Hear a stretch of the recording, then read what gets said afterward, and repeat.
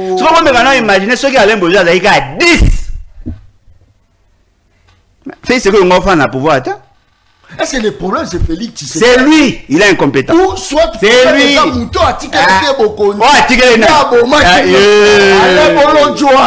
Incompétent. Si vous lobby, tant que vous avez pouvoir. On a posé comment? Nabanani. C'est un pouvoir. Naba Kabila.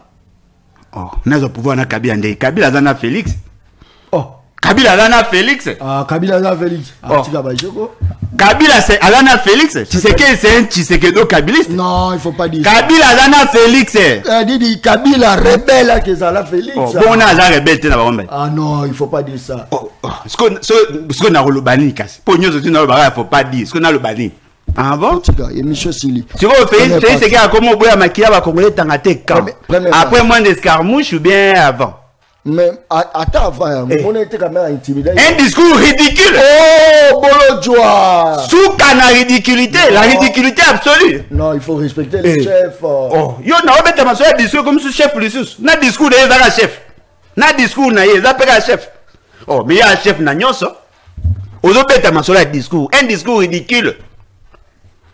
Yo za Mobutu. C'est vrai que ça va se faire non na mona o ma bendo ça ba vidéo na wa c'est vrai yango ba betinge lo kwa na me wa sunne avec ton bas na ça lo pelipeka ah t'es les gars na ba ma sœur. Merci. En fait le problème est ça vrai ça que nga alembolo jwa na ndenga azaka na ko linga jamais un Congolais a fléchi devant le Rwanda jamais soko moni mo Congolais a fukameli wane. Bon, on a lâche, mais peut-être on comprendre on a béni na tiki. Merci. Mais c'est grave. Merci beaucoup. Ça c'est un discours ridicule. Merci beaucoup.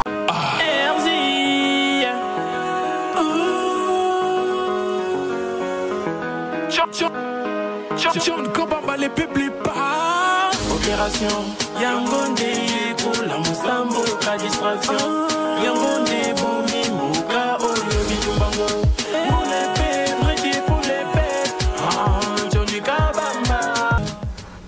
Très bien. Mokolela mo nabino balandia une très grande émission na dimension ya continent d'Asie émission na ngai émission na yo émission ya population congolaise en général. Merci beaucoup pour la confiance au Bozako Pesa na journaliste non professionnel mais très efficace na katia terrain journaliste ya bala c'est l'unique journaliste oyo aza sans tendance aza ko défendre cause ya population. Soki boyo kaki ke balina ki bakanganga ina ozala te pona na finga ka moto te na rozala pona lobaki soki kolo fufu ekiti soki aye ekiti soki ekiti 500 francs ngai na ko soutenir, c'est-à-dire il y a aussi des hommes honnêtes bazo ko bunde la cause noble cause na biso za intérêt na yo peuple so boyo ka lobby John Kabambazo Koumisa parce que conditions de vie n'a eu changé aux Musala insécurité sili au vivre dans ba conditions bien na John Kabamba na komi ko Koumisa parce que intérêt à peuple les a primé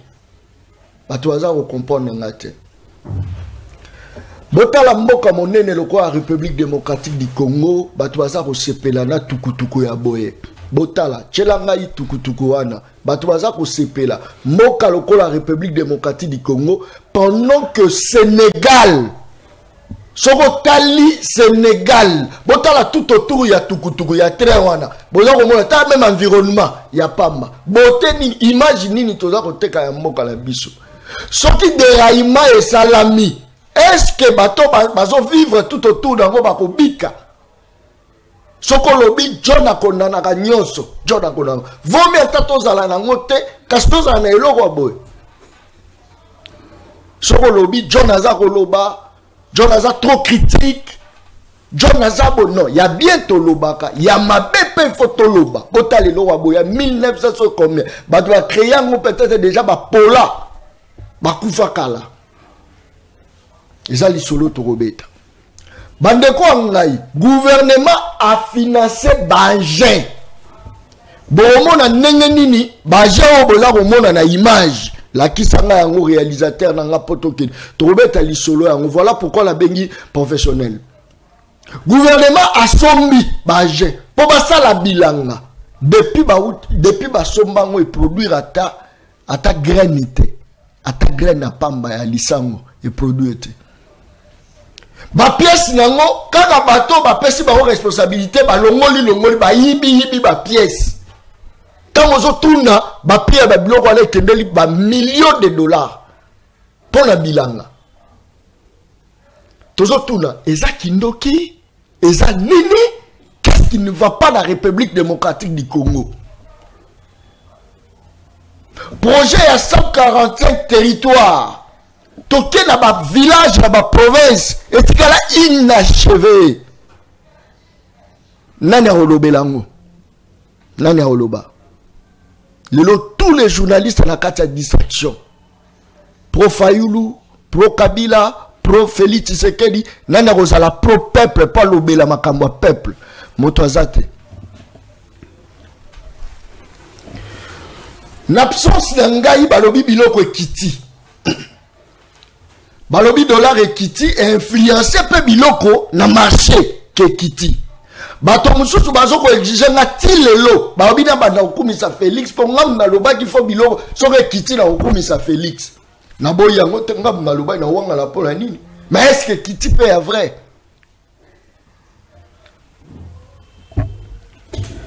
Robert Ali Solo a discours à Mokondi à Mboka et échappé bisote.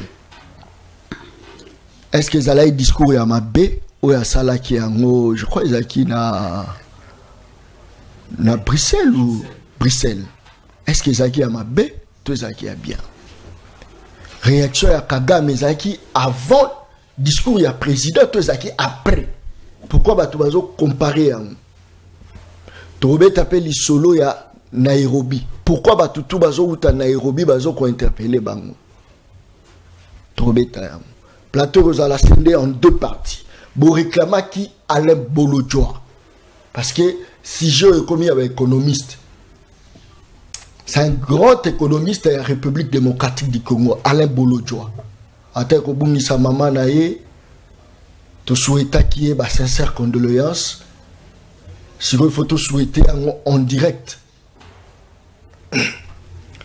Premier plateau d'ailleurs, deuxième plateau vous allez débat. Deuxième plateau débat. Oh, supportez-moi mon quai, sans attention. Supportez-moi mon quai parce que vous doit souffle. La deuxième, il y a débat. Parce que je ne crois pas que Bolo doit laisser le temps. À mon abaninga ne bazo souffrir, il y a zo kumisa. Je ne suis pas si. Et puis on dira za la kanda. Bolo doit za la kanda. Allez Bolo doit. Mbote Ndekolanga, Mbote Nabalandi, en tout cas, merci beaucoup pour l'opportunité. Je voudrais m'acquitter d'un agréable devoir. Il y a qu'à remercier Batunyo So Basista Ibso Namatanga. Très bien. En tout cas, et Tombaki Nangunga Mabe. Et puis, Ezamuto Tolinga qui vraiment. Bato Baebi, oh Baebaka, to Baebi Mamananga, Baebi Kazaki, Mutumo très aimable. Surtout, tu as fait par contre, même malade, on a témoignage à malade, tu as quartier, tu as famille. Bref, Azaki Moutoumoro vraiment malade. Tu les liés, t'es caca pour Azaki maman, mais tu les liés pour Azaki Moutou, Abanaki, ko ça là, c'est que bon, moi, une avisseuse à vraiment malade. Surtout Netingaï, par exemple. En tout cas, merci Nabino Nyon, a monaki, te belé Bazalaki, au Bazalaki présent na Kinshasa, la monaki Bango, ils ont veillé, ils ont na jour il y a cérémonie pour l'enterrement. En tout cas, merci beaucoup. Orphelin à boss à l'arrêter et puis orphelin mon col à arrêter Bolodjoa. Quand même ils ont douleur mais ils ont été trop bien orphelin hein Bolodjoa. Bon, oui là va titre oui là va statut mais je suis orphelin. Mais ça quand ça orphelin veut dire pauvre. Et là bah boss na que tous les rois sont des orphelins. Hein? Ce qu'on a en Belgique, Mouton, Kamba Belgique, c'est un orphelin. Aucun à Londres, c'est un orphelin. Tout ça. C'est qu'il y a un orphelin des pères. Orphelin, il a qui cité Rosa Mobola. Jean-Pierre Bemba, c'est un orphelin. Mais orphelin, mon colo a raté, oui, quand même. Il est orphelin, mais il a prévaloir dans côté le quoi qualité. Et c'est un signe de qui a marre. Ah, c'est une abattu. C'est un signe de qui a marre. Allez, Bolodjo. Bah, on fait l'on de valer là. On fait là, il y a un marre. Voilà, très bien. Mais ce Rosa, au coup fait la papa, au coup fait la maman, netinga. Et surtout, bah, tu vas olinga mingi. nakola maboko à papa, nakola maboko à maman, surtout maman. Après, bakufi ozana mawa. Mawa nangezali. Alain Bolo, tu as une image, photo bandambama, to pinche terrain. L'État a financé, basombi bangé, mais bangé est baby pendant l'année.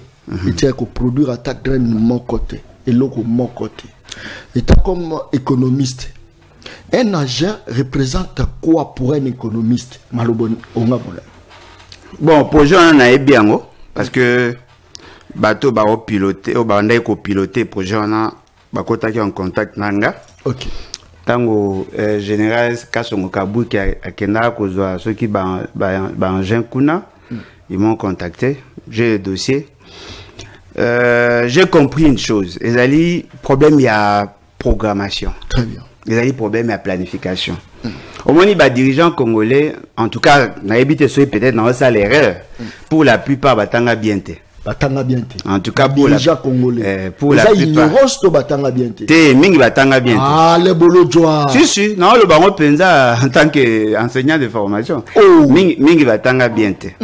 On dit mutumso a sombane diplôme, muso a un faux diplôme, tout ça, mutumso a tanga na EPKT, c'est encourageux parce que na Congo ko zo bokonzeza ngo simple, zaka tout ça ga maramo ba ebisio communo bokonzi. Pourquoi je le dis? Ils ont conçu ce projet dans l'idée à renforcer capacité à production à biso. Très bien. Ce qu'on a capacité à production, bah ça li un projet. Na projet wana ba lobby qu'il faut ba somba ba engin, ba nommer pe bateau et bonga ba gérer. Mais ils avaient un problème, il y a besoin de fonds de roulement. Tile lo bazote. Faut rien. Tant que vous soumis ba équipement. Il faut que vous en mbongo ya faire fonctionner la structure. Bazwa mbongo wana te. Ba oser la mbongo tile lo bazote. Et ça dit que Banger en est fandi. Banda qui coproduire d'après ce qu'ils m'ont dit, mais après Bakati, parce que la production est faible et puis le coût il y a production est supérieur. Et bon, base est là, mbongo ya renforcement. Ne moga na projet bukangalonzo. Mbongo yate et fandi, agent impayé, bazaki na problème à fonctionnement. Après na suka projet lali. Ce qui est arrivé, service national et bandi ko téléma. Je crois M. Félix Sekedina, général Kabouik, bakendaka na mboka ngoka bakoto.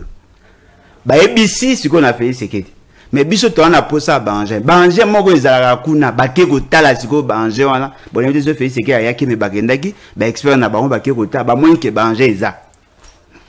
Ce qu'on leur demandait c'était juste de respecter la procédure parce que la structure créée est créée par une décision. Ba respecter procédure pour que ba gagner encore. Tant que batona baye ba ebisi nga bino la responsabilité est à la général T. Parce que le général n'a fait qu'obtempérer à un ordre. La responsabilité d'Ali à gouvernant pour bangonde, il faut balayer la procédure. C'est ce que je leur avais dit. Aujourd'hui, je vois le projet Wana et Zongi, Bomoni Bangin et Baby. Pourquoi? Parce que les gens ne savent pas que mettre en place un projet, il ne suffit pas seulement de concevoir un projet né bango basalaka. Il faudrait aussi tenir compte de la programmation. Il y a des séquences pour chaque projet. Ne pensez pas que n'est pas toi fani n'ina tonganda osombi moellon osombi brique non ozanga pe mbongo ya mortier. Il suffit pas seulement d'avoir tout ça. Les engins oui c'est bon mais ce ne sont pas les engins qui produisent. Les engins ils allient instruments au baza ko sale la pour produire. Mais là à qui la faute? Mais nazo bano ba dirigeant à mauvaise qualité. Oh allez bolo joie. Ba dirigeants à mauvaise qualité qui sont à la base il y a situation au vivre. Ba sala ba projet belé. Bukanga Lonzo bazaki na ba équipement bazaki na ba intrant tout ce qu'il y avait comme intrant bazaki na. Bazana na infrastructure nyonso. Bande ko luka 7 millions de dollars à l'époque ya Kabila.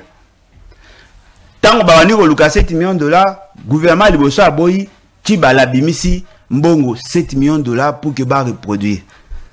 Tant ba bandi ko produire, Félix Sekeda yé.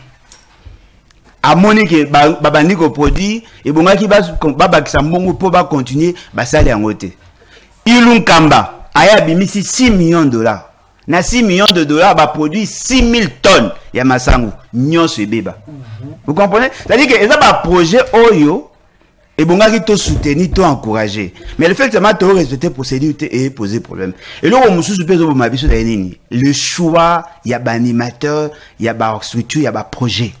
C'est-à-dire, on prend des gens par complaisance. On m'a dit, bah, te belé dans le monde. Bon, tu vas mini na Congo. Bah, kanisaka, que le projet agricole doit être géré par bateau basala agronomie. Vous vous trompez. C'est pas comme ça. Bateau basala agronomie, ce sont des cadres de collaboration. Cadres de conception. Il faut que nani, il faut piloter le projet, alors qu'on répond à profil nini, il faut qu'on y ait la séquence, il y a la production, il faut qu'on y ait un plan de décaissement, il faut qu'on ait un plan d'évaluation. Parce que ce sont des projets. Il faut pas évaluer. Mais formellement, n'est-ce pas que l'État a la volonté de bien faire? L'État. L'État, je parle de l'État congolais. L'État a l'obligation de bien faire. Oui. N'est-ce pas que l'État a la volonté? Parce que quand on a soumis Bajan, n'est-ce pas que c'est la volonté? Bolodjoa, tu peux me contredire? Bon, il y a Bolodjoa. Je vais contredire, je vais compléter. Très bien. Parce que le mot est vrai. Dans le Congo, tout ça, il y a la confusion entre l'État et les animateurs des institutions. L'État, c'est cet ensemble de principes. L'État a la vocation, a la mission de bien faire les choses. Voilà pourquoi, dans la carte de l'organisation, il y a des critères, il y a sélection, il faut jouer un rôle. Et puis, il y a ça, l'organisation, au moins, on est en matière d'agriculture. C'est une question transversale. Et quand on a des ramifications avec d'autres secteurs, il y a plusieurs intervenants. Est-ce que vous voyez bien que tout ce qui s'est fait en matière de développement doit impérativement passer par le ministère du Plan? Ministère du Plan. Dans la direction, il y a une direction, la direction il y a secteur productif. Toute une direction. Bango batala la planification. Est-ce que vous voyez bien que Tokabola, ministère de l'agriculture, pêche et élevage en deux? Dans le ministère de l'agriculture, dans le ministère de pêche et élevage. L'agriculture, ils doivent s'occuper de tout ce qui est production végétale, pêche et élevage, ils doivent s'occuper de la production halieutique et animale. Mais, ceux qui basent dans le cadre de la politique publique, ils doivent déverser leurs informations. Voilà. Vous voyez que dans le ministère de l'infrastructure, dans la direction, dans le ministère du Plan, il y a une direction d'infrastructure là où j'ai travaillé. Baza pe na Babylone na bango na kati wana bakipaka ba route de dessert agricole. Soko longwe na se wana tozali na ministère infrastructure. Na kati ya ministère infrastructure tozape na ba département. Est-ce que boyebi que tozali na tout un département qui para ba route de dessert agricole? Est-ce que boyebi que tozali na qui para ba route intérêt national et provincial? Quand vous faites les politiques agricoles, tous ces éléments là doivent être pris en compte. Il y a un bateau qui secteur agricole, le secteur médecin vétérinaire, agronome, et pose un problème parce que déjà là vous avez un problème de conception. En réalité, bateau spécialisé en matière de conception de la politique publique. Et ça, bateau économie rurale, économie agricole. Oh. Ce sont les spécialistes en matière de planification parce que dans le domaine, ils ont information. Mais Bisso, il est agronome, tu peux sa responsabilité. Bosombi na bino bangin, oui. Bino vous baignez en volonté. Mais vous n'avez pas respecté la procédure. Il faut toujours planifier. Bolingi bo réussir na vie et la vie na yomoko. Il faut toujours planifier. Celui qui est sous en planification ne peut pas vouloir quelque chose de bon pour son pays. Comment vous banda bosombi bangin? Et si les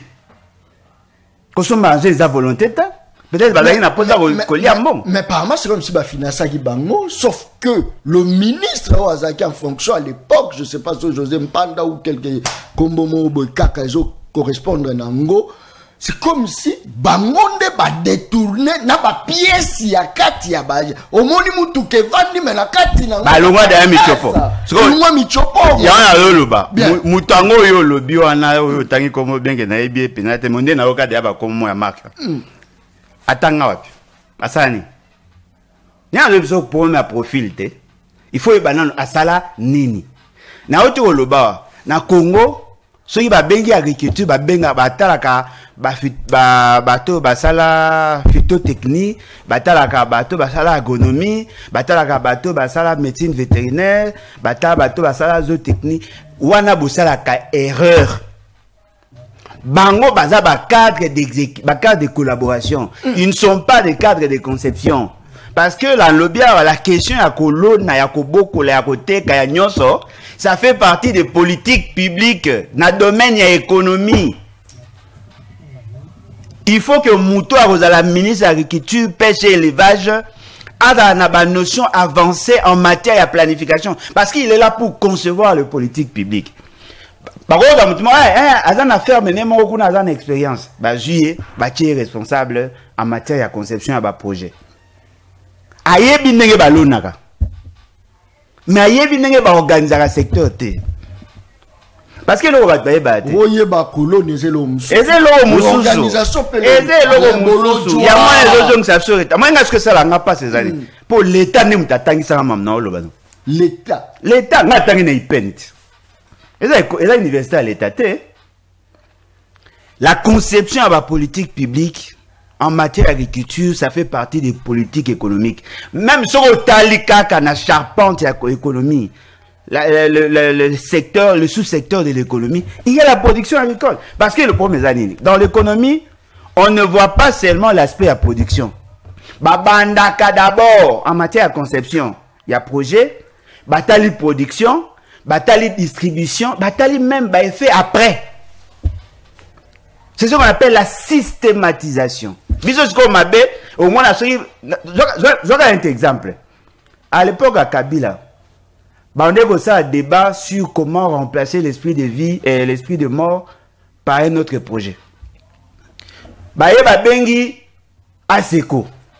Oh, Aseko boya, toi n'a pas ma transport. C'est une fausse démarche. Parce que le chauffeur, Moussa Naïza Kokumba, il n'est pas propriétaire à Moutuka. Il faut associer le propriétaire à Moutuka. Attends, ce qui va être sarabinote. L'idée à ressort l'esprit de vie, bien que Kombo Bamoutou Bacha, et ça, idée nanga. Idée na yo. Nga Moutou na bandara likamboana. Ya kopesa ba bi sacré. Ba isolanga. Yo. Et puis comment on est fonctionnalité? Ça c'est fort. Même programme à 145 territoires, il y a nga. Yayo. Ngam na banda ngo quand après dans 6 classes ngam na banda projet 145 territoires. C'est pour na sala ba émission. Projet. Non. Ba sala eza projet à mabe. Ba sala ngo mabe. On moni ba tricher am soto za ba na classe. Tellement zo we la tricher a komina kombo na. Ya ngo lo ba mbasa. Azo la tricher. Ah oui, ko tricher a komina kombo. A bureau ko moni za réponse. Ba sala ngo mabe. Parce que ngata on a sala ka projet wana. Très bien. Je n'étais pas encore formé en matière de décentralisation. Voyez-vous? Dans ce projet, dans le cadre de la déconcentration, à l'époque, il y a Mobutu. Mais lorsque parce que j'ai été formé par un secrétaire général retraité, il y a territorial, c'est lui qui m'avait formé en décentralisation. Bangoune a formé en décentralisation. Tant qu'on avait connu comment la décentralisation, les entités territoriales décentralisées fonctionnent, na monique territoire et ça entité déconcentrée. Et qu'on peut concevoir la politique publique te. Ngamoro koyo projet na mandat yango. Si vous bango le quoi ba tricheur et on dit bah c'est ba ju projet na nga ya kala on a le ba na TV. Na montant. Na nyonso ba ju yango ba sali. Le pour un problème ni. Suivi évaluation. Vous voyez, c'est à dire que ninge zawana ministre o ya concevoir ka projet ya kolona wana pesa ka sombaka bangin. Pour naïe, c'était une action pour séduire les faibles esprits. Mais bateau, bayebi, qui va s'arramader. Mais ça l'est. Dans un pays où la pauvreté se battre plein en l'économie du pays est arrêtée par la crise. Quand Biloko Aboueza au Salam, place y a bateau en Ezawapi. D'après you. Na mboka o population zo quelle est la masango pour aller. Bon d'après là, d'après you. Au nom d'après la constitution. Là si ya batouane aux awa. D'après là et mais toi baby si manger mongo belé, batou ba kufinzala. Na la pose au pesa précision pour na bilo approche mi balé. D'après nga ou d'après la constitution. Non, d'après yo d'abord. Baté la bomo ina ba. D'après nga il faut pas appendu. Oh, allez bolo joie. D'après nga. Au tout dit d'après nga tout ça qui est précision. D'après nga, ils doivent être répandus. D'après nga, précisez, d'après nga ou d'après la constitution. Ils doivent être répandus. Ah, Bolodjoa. Oui, point. ça a des effets d'induction sur la vie de plusieurs personnes. Au moins, il y a des années. Congo est le quoi? Moboti ya mobola. Oyo, papa na batike la e, ndako, mais ndako est en mauvais état. Voyez-vous? Tout dollar détourné, ils ont condamné la génération future na kimobola. Est-ce que vous voyez la valeur en bon ou en bon? Au moins, batumsu tema ya fana na Gombe, azana mutuka, avivaka vie moko ya luxe, bakani saka, c'est ça le Congo. Non, il y a des gens qui souffrent, vous n'avez pas idée. Paisiblement. Bazako souffrir ya nyama. C'est-à-dire, à na tongo à la mukibo na tongo, il est dans l'incertitude, même ya rozama ya osuwa mnoko. Oh! Bolongo la makani, na zem sabino o ngana vivaka. Yo tamula na ba province. Au moins la pauvreté à province na Kinshasa ko kani. Et kokanite. Ah na Kinshasa ko za pauvre, OK, au commune na Zando o memei mutelo a peso 2000, n'est-ce pas? Très bien. Mais moi amsu elo okuta ko memeza te. O memanini n'est-ce la mu pompa. O memanini. Elo ko memeza te. Très bien. Donc batou ba souffrir. C'est-à-dire que dans un pays sérieux, tout dollar, il faut la nam. J'ai un ami à Oti a commis résident en Chine, à Oti Chine, aïe. Bakangin de konaye a sali 1 mois na prison, na cachoté, na prison pour nani. A sala restaurant, yé moko PDG a olamba fufu, police est écouté kangé. Pourquoi yé mon PDG? Yé moko babi jamais aux en adore olamba il faut engager un chinois. C'est-à-dire à côté de l'or pour la thé. Non, à côté de l'or à ma bête. Et ça va pour yé ko engager Babi misala nyonso etali makamba misala il faut engager ka mwana mboka. Ça c'est fort. So ya lambi fufu ye moko babi aza mutema ba ainga kima aboyi l'état gagner bakangé. Tango bakangé pour ablo futa chinois et puis et permettre l'état te à recouvrer mbongo oya kozona sima salaire. Ça dit pour la l'été ça manque à gagner. Manque à gagner. Asali 1 mois. Fils Matondo nakosi. Donc, vous comprenez que tout dollar mal géré dans ces pays, et c'est il faut te pendre, mouton à détourner. Tout dollar détourné. Est-ce que tu penses que ce qui est le commission de loi, tu penses que va continuer sur le monde à bon moyen? Ah, mais n'a pas n'a pendu. Mais il a vrai moi il a volonté nanga. Parce que volonté à constituer les alliés, bazoyer, basambisaye, bachaina bolo. Moi, la différence entre nga na l'État. Parce que moi, tout dans l'État, volonté nanga et quoi s'appliquer. Ou s'appliquer la volonté à constituant, na volonté à législateur. Ce sont les deux qui ont le pouvoir d'orienter l'action publique. N'enge bazana et bori baza poursuivre. Mais attention, mutumso a la sali projet. Mais la mise en œuvre doit court-circuiter le mot lié na réseau. Vous comprenez? Parce que le problème est que ceux qui mouto yotangaki, yé mouta conservaki. Est-ce que la mise en œuvre azalaki? Si azalaki te, on doit rendre responsable bateau bazalaki après. Voilà. Très bien. Merci beaucoup. Je crois que Batouaza Robin a de partout. Beaucoup en ligne. Tous la deuxième plateau. Premier plateau spécial avec Alain Bolodjoa. Deuxième plateau, c'est émission de débat. Mawana moto tete. Mawana moto tete. Natia kolia mbongo moto te po moto ebisanga que John Kabamba sécuriser biso ou encore zala na opposition te. Natia ozala jouer sa opposition te. So bo chaka kombo na nga parmi ba jouer sa opposition. Bolongola ngu. So bo chaki parmi ba jouer sa union sake. Longola effacé. Na contrat na mutu te. Naza na ngote. Naza koloba pour l'intérêt pour na contrat la mutu te. Oh non, le ministère a budget, il faut par mois aux Ouakabo. Na loba na TV na boyi. Baniba memanga la justice na mema pela ba preuve. Yango. Nga soko bengi nga la mo caméra mo bona bouton. O meki na rocha yango pour na loba biloko pamba tazo talanga lobina ongeye. Likambo zate ça c'est très bien. Allez Bolodjoa, parlons de la gestion actuelle. N'est-ce pas que petit à petit régime actuel les ont démontré à suffisance manière nango ya ko gérer pour l'intérêt de la population. Félix Tshisekedi au pouvoir a créé une industrie à transformation ya ba tennis na ba botine. Félix Tshisekedi au pouvoir a bâti solde ya ba militaire. Félix Tshisekedi de pouvoir notification à l'achat d'armes à Longuiam. Ah bon? Félix Tshisekedi de pouvoir gratuité et enseignement. Tant que nous avons loba, bino bato bo ataka ngai boza distrait. Mais ça ka motuna nazo confirmer peut-être. Et ça ka motuna. On a ce que mon bato à pouvoir bazaper nan ba ya ozongisa. Félix Tshisekedi de pouvoir gratuité à maternité. Félix Tshisekedi de pouvoir franc-congolais valeur likolo ya dollar. Félix Tshisekedi de pouvoir balobi ça kasemou le kiti, ça qui a l'os kiti. Allez Bolodjoa. Même si on est animé de la mauvaise foi, n'est-ce pas, on peut quand même applaudir ses actions. Malobonga muna. Bon, moi employé qui a bossé dans Nzamba Sungezonga. Mais je crois que le contraire n'a on est vrai. Na bossé ni en meroya. Ndeko nangai.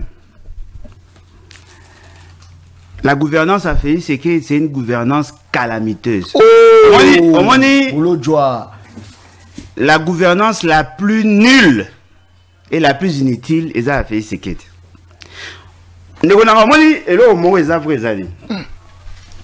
Les gens n'ont pas le même paramètre d'appréciation que moi. Et on te yokanana bangote. Bon, mais vous imaginez, Moutao Banabiso, gratuité et enseignement, et ça effectif grâce à Félix Tshisekedi. La gratuité et enseignement, c'est un processus.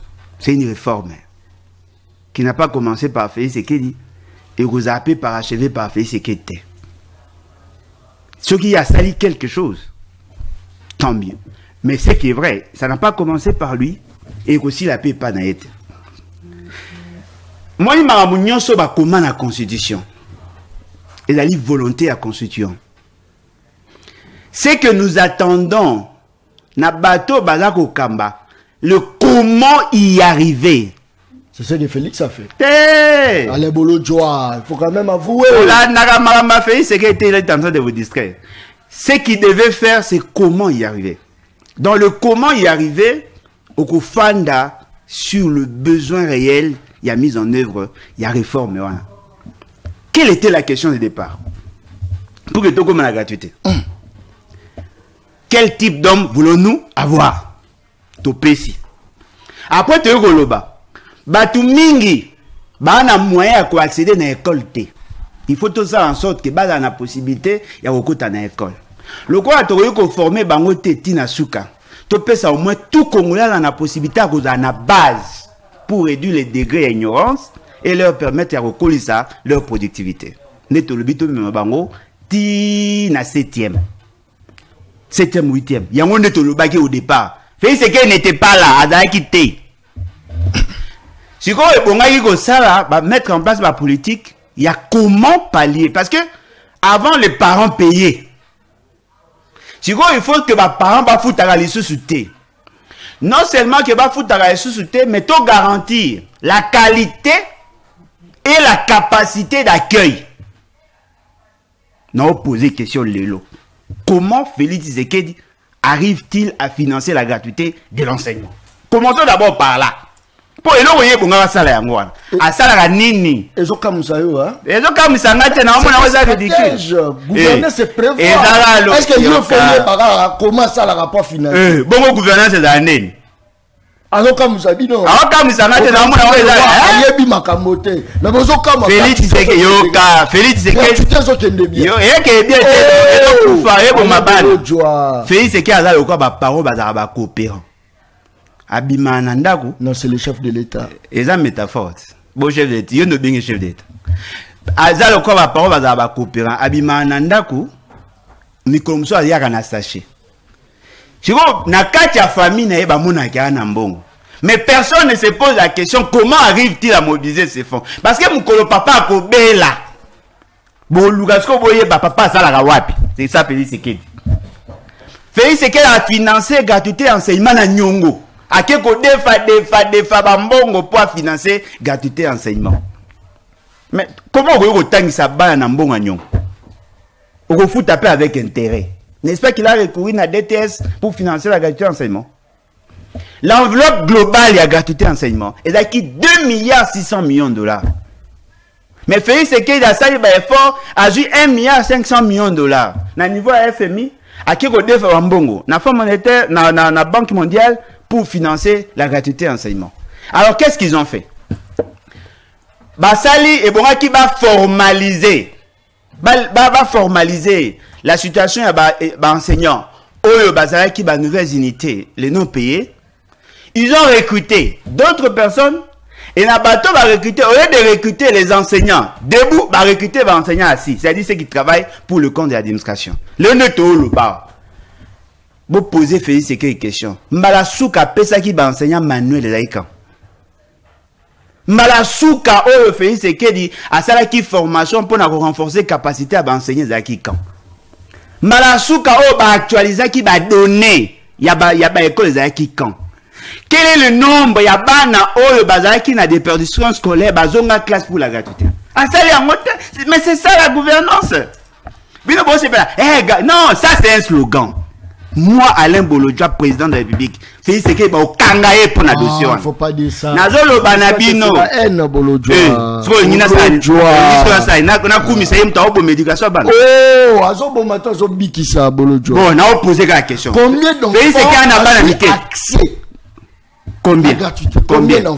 À l'époque, pesaï combien? Oh. Le nom bana basa. Combien? Yebisanga l'homme to sala ba statistique. Olobi à l'époque. Oui. Et ça là qui la ba salle.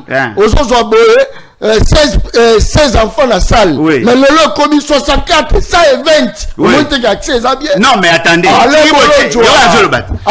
Ceux qui botier 120 élèves dans la classe moro. Combien d'enseignants? C'est un crime.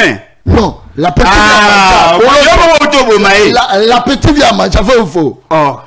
C'est quoi la petite vient manger? Nga ponali frère ça un appétit. La petite vient manger c'est-à-dire Bolodjoa. Oh, bilo les déjà dans un appétit dans la zone. Respect que Bolodjoa. Non, dites-moi, entre un ignorant et celui qui est mal formé, yo pour une. Oh, bandelo quoi. Pour Félix Sekedi moi mal formé. Pour ta conséquence. Yo ka azoloba. Faut pas dire ça. Ko bandela ngote tika. O ba ina ba. Ko bandela wa. Comment pour na ma ba. Yo ka yo mal formé. Ayebi ka mal formé. Ce qu'on ndeni ko linga muto yo conséquence ya malformation na yo au transmettre na bana baninga. Na on poser question Félix Sekedi. Depuis comme président obotate. Ba no ba ko na classe. Bana président ba de mikolo. Wa yo lobit. Ah, to beta so vie privée tika. Donc, tu as ban comme vie privée. Oui, agent Anthony. Bon, Anthony là. Bon, Féliciana. Quand ça, moi, je ne même pas ban à bon côté. Je suis agent mon côté. Nani? Je suis agent mon côté. Mon côté. Je suis mon côté. Oh. Ah, donc, ban à tout compter, ban côté. Ban à wapi. Féliciana, Anthony là. Il faut respecter mon côté. Oh, est-ce que na fingi? Azala bana Nicolo. Azala pena bana Mickey. Ah, non, attendez. Ce que bana ce que to bani bana ba parenté, bana papate. Bana wa Nicolo ba jini, Mickey. Mais Félicien na Antonella ba bengala bango abomona ne ba bengala ba bana. Bana mokonzi ba bengala bango. Bon, na kangi parenté on ne ko tanga la vie privée na. Mais là les avouer, c'est parti on a des avis privés. Parti on a des avis privés. Mais là les avis privés. Très bien. Nga en tant qu'enseignant de formation, ce que je vois là, c'est un crime contre la pédagogie. On n'a pas recyclé les enseignants, on n'a pas adapté le système d'enseignement par rapport à Banjou et Tozanango, on n'a pas su couper ça, le manuel. Aujourd'hui, ce qui s'est fait, c'est contre la pédagogie. On est en train de tuer l'avenir Yaba Nabiso par une mauvaise éducation. Comment les enseignants ont capacité à psychopédagogie à ma casse? Comment vous enseigner 120 élèves? Yepsanga aux Andes. Mais quand même besoin accès non? Na wapi ba otanga mabe. Et puis elo bobo sanaka. Ba ne pele ba otanga te. Bino ne bozana ba illusion na bino. Ba ne bele na Congo ba otanga te. Na weko bimana na balabala. Oma ba ne bele ba tanga ta. Ba na bele ba otaka ba sachet, ba otaka ba serrage, ba otanga ta. Mais la Constitution dit la gratuité de l'enseignement est garantie, mais elle est obligatoire. Très bien.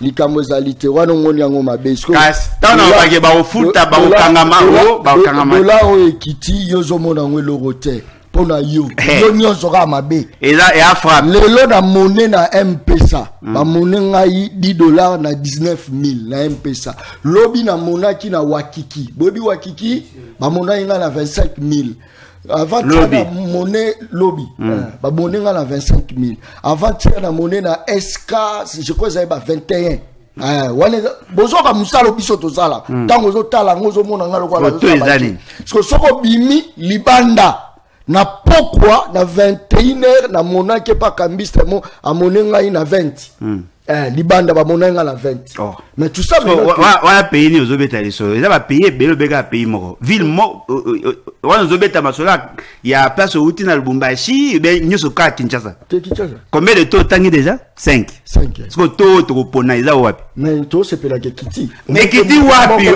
amonenga 28 au moins ce que oza na gouvernance abangbalima vous comprenez encore après. Allez, Bolodjo. Souka na ba frappeur. N'est-ce pas que ça va avancer? Et là, mouyibi. Ils sont ça va stabiliser. Bolodjo. Yo la snazo ipso. Au PC moi si na $100. Yo jalaki dollar na 2850, n'est-ce pas? Au PC $100 akende ko somba eloko yo somba ga olinga ko somba na kala na $100 au PC $100 ba c'était to boy dollar yaka na franc. Moi ça qui au changer na to asuka lobi combien 1900 a changé 190 000 francs. Il faut aye ko yebisa yo bakisa 100 000 pour na somba même eloko. Yebisa nga soki o yebi makambo ozo lo ba na te o lo bani. Moi ça ngabe to frappe. Pour soutenir famille. À soutenir famille, la famille. Vous comprenez? C'est ce que Félix est en train de nous faire. Ça, c'est un crime. D'après le Biloko Kitite. Non, yo beti na masola to, Biloko pe kiti pété. Oh, Bolodjoa. Biloko Kitite, Biloko mati. Bon calculer ma B. On a besoin de savoir non, bon calculer ma B. D'abord, baisser taux, c'est une bonne chose. Vous comprenez? Si la monnaie nationale et juste valeur, ça donne un pouvoir, ça renforce le pouvoir d'achat. Il y a bateau, bazar, salarié pour foutre bango en franc congolais, n'est-ce pas? Mais cela doit être suivi par soit la stabilité à prix ou soit baisse à prix. En ce moment-là, bango va gagner. Mais là où ils allaient vrai, ils allaient boy. Tant que M. Félix c'est qu'il na gouverneur na ya gouverneur na ya banque centrale, baye na idée. Il n'avait pas l'intention de baisser le dollar comme en 1900 et comme en 1900. Ils avaient l'intention de stabiliser le marché. Voyez-vous? Bazui basali par open market. C'est-à-dire bazui n'est pas 50 millions pour la ligne. Pour acheter le franc congolais afin de réduire la masse monétaire en franc congolais. C'est ça la démarche. Ce qu'on tant que 50 millions, tu n'as pas bilobé là ba robot communicant. Dollar ekiti. Ce qu'on est ça manini. Ba cambiste ba profiter na naïveté na bango. Pour la corrançonner, pour la goyiba peuple. Ou beaucoup ma place moi, $, combien 2900. Ou combien 2800. Et zo kita. Ce qu'on ba épargnant en dollars, ba zaki astreya ko bimisa mbongo na bango pour que ba luka ko zo ba franc. Et ba toi ba komi ko ça c'est qu'on appelle la spéculation. Le gouvernement n'a pas su encadrer sa décision. N'a pas posé question. L'État a gagné ni. Pour bateau va gagner à Kabakambiste. Yo l'État a gagné ni. C'est l'État a gagné le a gagné le oh! Mais quel est le soit pas non. L'État a gagné le vote. Bateau va ngindi. Et ça va commerçant. Et ça n'a pas cambiste. Ba on ba ngindi. Ake à $8 nato ya kosi batu ake ko changer nato à likolo parce que déjà n'exarna so ko changer $100 na 19 000 et que ya ake ko changer na 25 000 na $100 à combien 70 000 francs donc c'est 60 000 francs de plus c'est beaucoup à faire perdre de batu mongo si ko boyoga c'est une bêtise ça c'est une bêtise. Bah, non, et on a baissé le taux de change, to quitter si prix à bilo. Bilo on y va bandagi, bah, il a le quitter si carburant. Carburant, il a 2990, n'est-ce pas? Et comme il a 2690. Bah, l'on le combien? 300 francs. De là, il a combien? Il a 2900. N'a pas le commis combien? 1900. Et l'on 1000 francs. C'est-à-dire que pour un $100, au père de net 100 000 francs. Mais pour le carburant, on gagne 30 francs.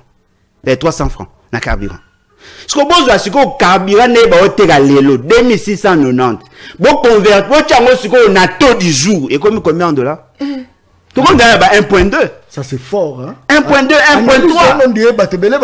Et Mati! Mais ce qu'on y a mis, tu sois pouvoir, malobi fatigue béton. Mais on va soutenir Moutoura Félix et va aux années. Non, il faut pas dire ça. On va soutenir Moutoura Félix et va aux années. On va presque similaire. Pour on se bat, on a posé à végétarien. On va acheter que nous sommes à carburant na dollar.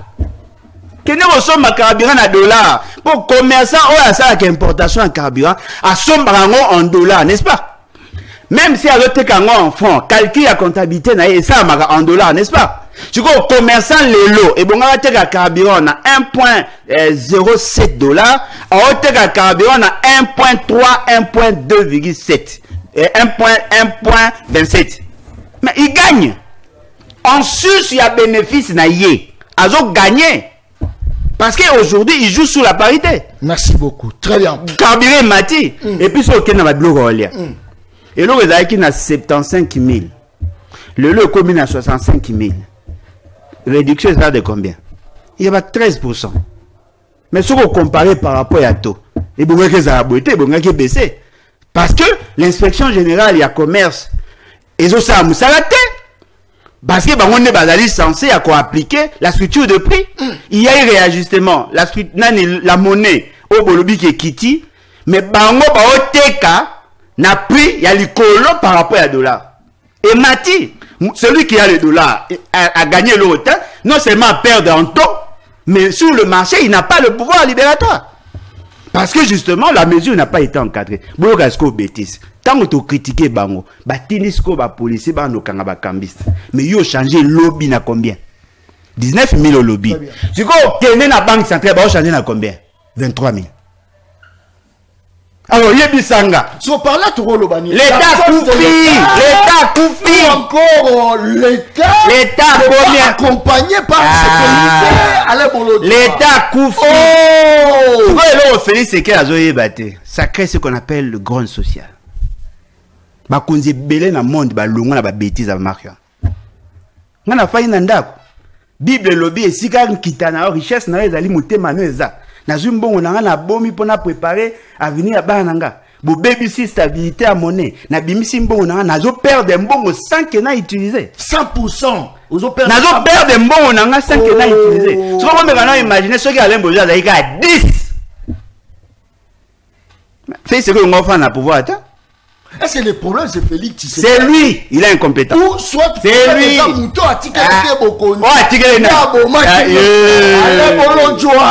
Incompétent. Yoka. Bakumisi ministre de l'économie. Ça m'a comme oh papa on a professeur. Bakumisi voilà, il a stabilisé la monnaie. Bogata sonité. La politique monétaire dépend de la ministre de l'économie. Bah il même pas que ça domaine a été. Bah il même pas. La même ça on est bon son nom. Professeur Moukoko. Bah il pas quitté. Bah on commis sa ministre de l'économie pour bon quitter. On poser question. Quels sont les instruments où il y a Zanango pour qu'il dollar quitte? Un instrument. Nous avons la politique des prix qui dépend du ministère de l'économie. La politique budgétaire qui dépend du ministère du budget. La politique monétaire qui dépend du gouverneur de la banque centrale et dans une certaine mesure du ministre de la finance. Il y a Bisanga, à Salaki Nini pour que de l'aide. Bah, il n'y a même pas. Il y a un moment où guerrier. Tant qu'il y a les qui n'a TV à le gouverneur de la banque centrale et pas Bimi à la Sabino Keza Yete et Zanga. Mais par contre, nous sommes battus que nous sommes ça les acryptes. Très bien. Le quoi Bino Bolobi qui Bino Bat quitter si toi $. Le jour où vous êtes devant vos juges, parce que la banque centrale est en train d'encourager les banques à parenthèse.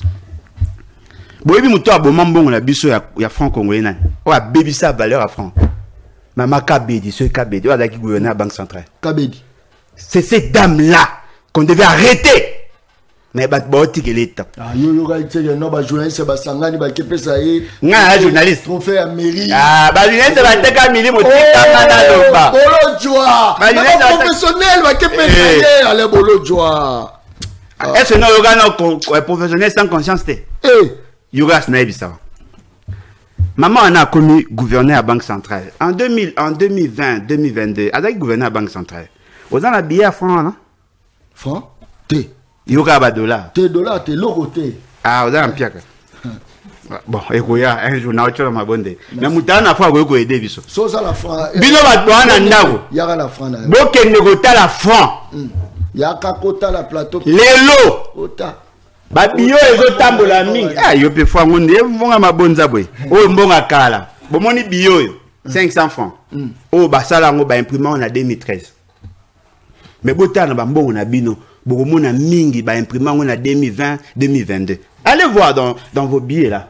Sur vos billets. Oh, payé à Kalate. 2022. Voilà, 2022. Omoni 2013, 2022. C'est-à-dire, pendant que Félix Sekei Azaki en fonction, bah nommé maman wana boba qui est experte à Banque mondiale. Beaucoup mis ça ya bino tout na yope. 2022. Na yope ko misa. Okumisa. Kama. Oba na rage na ndima batute, bondima ya sana Banque mondiale. Ngai. Vidéo. Réalisateur tcha vidéo. Au nom de Jésus. Yango. Boyebini. Maman wana a sala a imprimé ba mbongo ebele. A baki ça masse monétaire en francs congolais et belé na désordre. Alors qu'ayebi bien, sera tanga bien, ayebi bien que en tant qu'actif, il faudrait rechercher le point d'équilibre entre l'offre et la demande. Merci. A baki si masse monétaire, to longwe na dollar na 19 et même biso tina 26. À cause il y a impression wana. Je comprends poser bango question. Mbongo bino bo bimisaka en francs congolais bosa na ngoni. Bazui bambongo bakabeli ba militant. Oh! Ba pesi ba corrompre. C'est pas comme que franc congolais et comme belé. Na on peut exemple. Bo remarquer ceux qui banane et monane belé prix kitaka. Ça c'est fort. De la même manière ceux qui mbongo et comme belé ça nini? Valeur nango et kitaka. C'est-à-dire qu'elle a posé des actes contre la République, mais les gens l'ont applaudi. Mais on ne pas y siko. Abji ba décision. O ezala nango, mais le fait seulement que alingi discours politique et ça dit que bah spéculateur va profiter bah pauvre biso vous n'avez pas idée sur le lobby tant que biso toza ngai so na du pouvoir na bossa comment na banani so na du pouvoir na ba Kabila oh na zo pouvoir na Kabila ndé Kabila zana Félix oh Kabila zana Félix ah Kabila zana Félix ah tika ba joko Kabila c'est Alana Félix. Tu sais que c'est un Tshisekedi kabiliste. Non, il faut pas dire. Kabila Alana Félix. Dit Kabila rebelle que ça la Félix. Oh, bon na za rebelle te na ba bomba. Ah non, il faut pas dire ça. Ce qu'on a le bani casse. Pour nous aussi na ba faut pas dire. Ce qu'on a le bani. La rébellion ça veut dire quoi? Bokena dictionnaire. Mouto a boy hors de politique établie, n'est-ce pas? N'est-ce pas que Félix Sekei veut changer la constitution? Et la rébellion d'après Bino. En suivant la procédure. Quel procédure? Est-ce que changement constitutionnel est en procédure? Mais c'est qu'il s'est rebellé contre l'État depuis le 24 janvier 2019. Félix Azoboya Makila va Congolais tanga. Ah bon? Félix Azola la té pour la négocier en fait que Timé Kota. À négocier, ouais. Oyoka qui quand même discours. Félix Sekei a la té. Très responsable. Félix Sekei a la té. Oyoka qui discours à Bruxelles à la Bolodjoa. Ouais, ouais. Oyoka yango. Ouais. Dina. Comment quelqu'un oyo azako boya ke litangata likila moko ya congolais etangate moto abomboza oboya azoboya ke makila wa congolais etangate azoboya ah bon tika émission sili siko Félix Sekei a comment boya makila wa congolais etangate quand après moins d'escarmouche ou bien avant? Mais attends avant, on était quand même intimidé. Un discours ridicule. Oh, Bolodjoa. Sous la ridiculité, la ridiculité absolue. Non, il faut respecter les chefs. Oh, yo na obeta masoya discours comme ce chef lissus. Na discours de za chef. Na discours na ye za peka chef.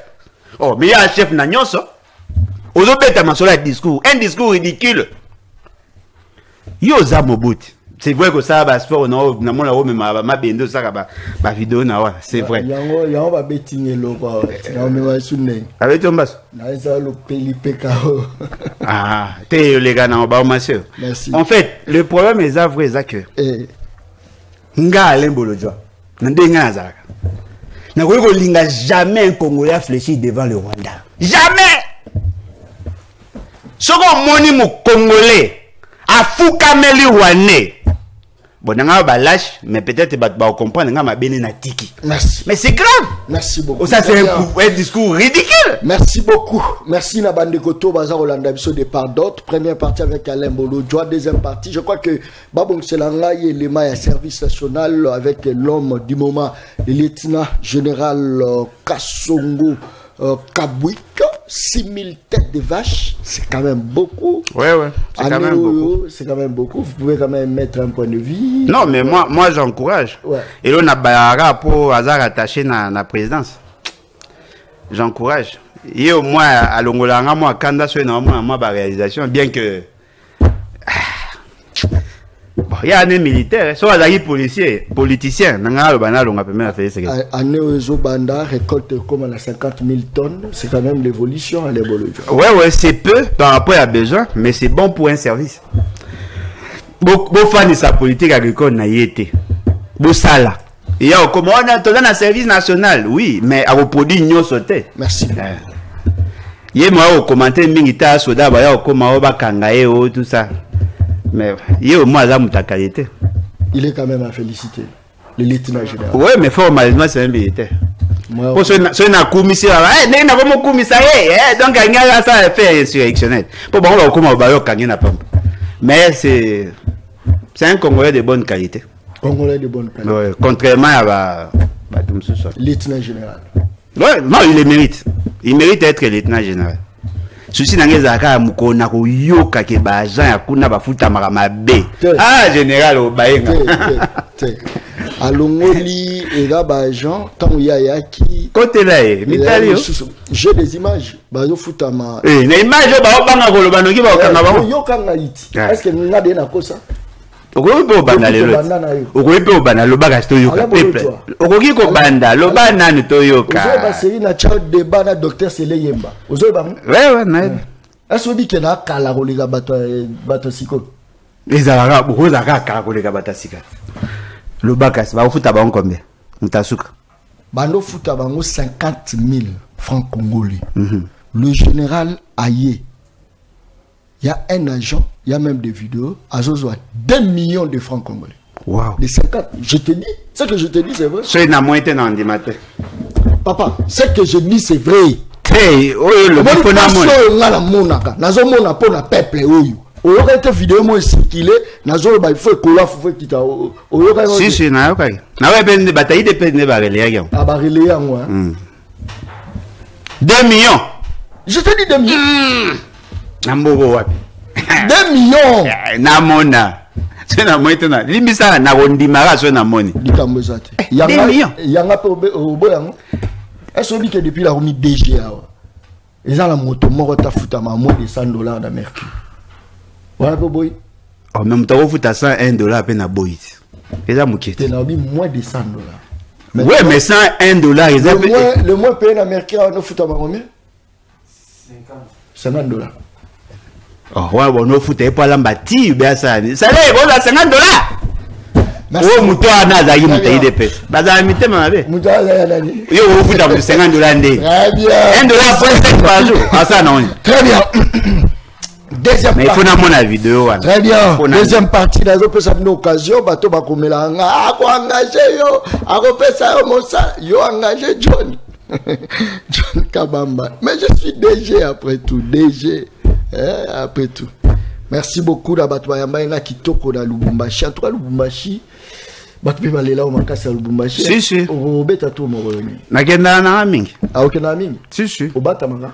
Nabata matin na kena vie na privé na comme ça un spectacle yo rende comme journaliste on osai ba selfie ba vidéo osai ba vidéo osai ba selfie ba vidéo na avocat wazo ça chantage pas client na nani Joël ye batindi ye to ça na émission pour aya ozwanga la comme 140 na biloko ekiti ekitayi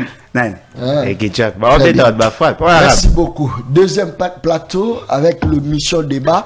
À la tête Trocha et les mailles à service national.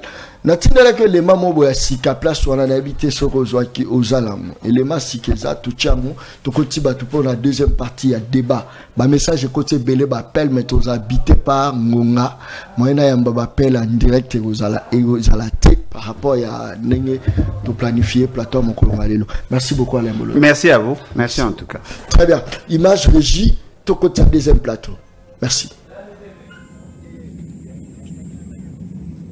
L'homme ne désarme pas, il met à profit son temps pour inspecter les différentes infrastructures qui sont construites à Kanyama-Kasese.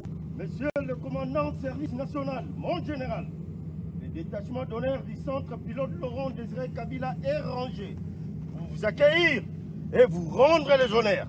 À l'occasion de votre visite de travail à KCC, je vous invite à passer le détachement en revue. Commandant détachement, capitaine Kaloubi. Le commandant du service national, le lieutenant-général Jean-Pierre Kassongo Kabwik, ne se lasse pas après des journées accrochantes dans la province du Haut-Katanga pour la remise des bancs pupitres dans les établissements d'enseignement. Le numéro 1 du service national piste la province du Olomami à Kanyama-Kasese. Nous sommes à l'aérodrome général d'armée d'Enikalume, situé à Kanyama-Kasese, mais avec un espace d'accueil défiant plusieurs aéroports du pays. Un cadre qui reflète les sérieux du service national. Après son léger repos dans la salle d'attente de cet espace aéroportuaire, le lieutenant-général entame une série de visites, dont celle du grand centre hospitalier ultramoderne qui pousse au sol de KCC. Une véritable institution de soins de santé pour le personnel, les bâtisseurs et autres Congolais désireux d'en bénéficier les soins. Et quand vous voyez cet hôpital, tous les équipements